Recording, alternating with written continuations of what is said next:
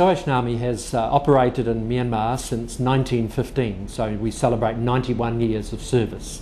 In the last decade, the Salvation Army has seen significant growth in the country, and we now have more than 40 core and worshipping centres, along with a very extensive community development projects and social service ministries. One of the most exciting things about the Salvation Army in Myanmar is the evangelical fervour of our people, and that has been the main reason why we have seen significant growth in recent years. When people find the Lord here, they truly become real in their faith and are not ashamed to declare that faith to other people.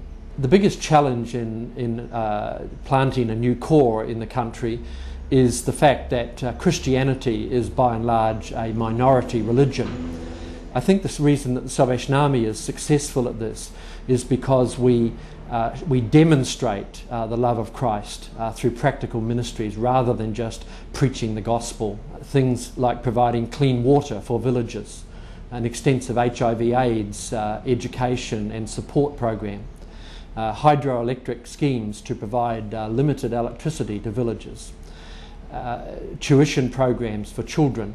All of these things are meaning that the Salvation Army is living out the gospel by showing the compassion of Christ for needy people in the community. The political situation in Myanmar is very unstable. The government is controlled by military authorities, and they hold on to power with a very firm grip.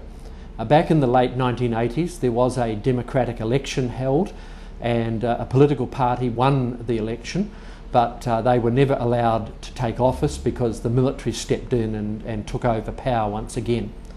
The majority of people live in the rural districts, and they live by growing rice and other products, and it's very much a hand-to-mouth existence. They're very dependent on the climatic conditions. There's a rainy season, and if that's late or is not very productive, then that can have a very serious effect on their ability to survive. Perhaps the greatest challenge for the Salvation Army in Myanmar is financial stability. This is a country where it's not possible for us to raise money locally, and so we are very dependent on the international Salvation Army support for our work here. I do want to take the opportunity to say thank you to the comrades of Canada and Bermuda Territory.